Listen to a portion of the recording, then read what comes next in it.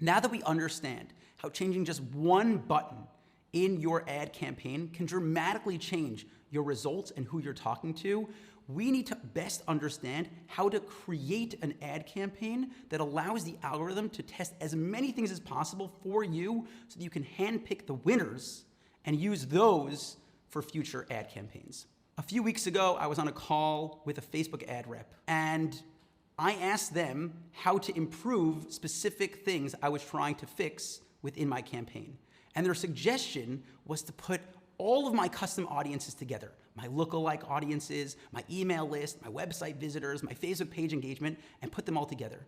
And I told them that it doesn't make any sense. I said, listen, you're gonna tell me to do it, I'm happy to test it. I did a $5,000 test, and I found that my way, this way we're about to talk about, performs considerably better than putting all of your audiences together into one ad set.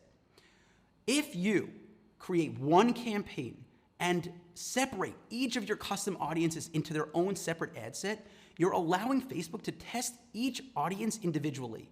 Don't put your email list and your Facebook page likes and your video viewers all together in one ad set, because that won't allow you to actually know how well any individual audience could perform if it was all by itself. So what we want to do is we want to design the ad campaign that for every one campaign, we have a whole bunch of ad sets.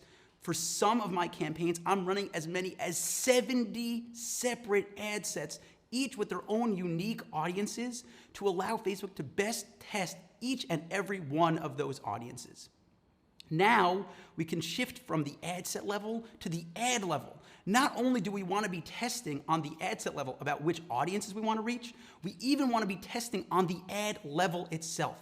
On this slide, you can see two ads that look almost exactly identical. We targeted the same audience with the same video, and all we switched was simply the placement of the text. We switched the headline and the description, or the post text with the headline, and we were able to see such dramatic results.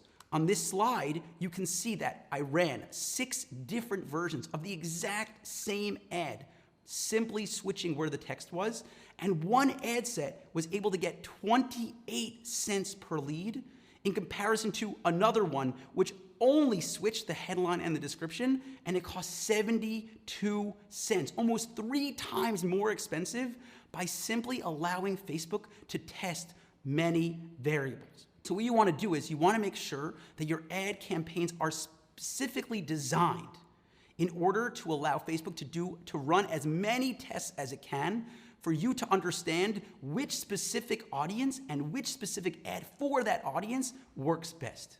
So now we're actually going to do it. We're going to go and we're going to figure out how to create a whole bunch of different ad campaigns. The first thing to do is to go and look for a copywriter on Fiverr. Find a seller, and don't just ask for one version of text, ask for several variations of the text, 4 or 5 different variations on the text. Then go to a designer and ask not for one image, but for 4 or 5 different images. Now you have the tools. You have 4 or 5 ads, you have 4 or 5 creatives, and now you can have another seller put this together within your ad campaign. Have him create a single ad campaign. All your ad sets have just 1 or 2 audiences, whether that's a custom audience, a lookalike, or a saved audience, and then have each of those audiences run to a bunch of different variations. And by allowing them to test and run against each other, you can use the data we talked about in the first chapter.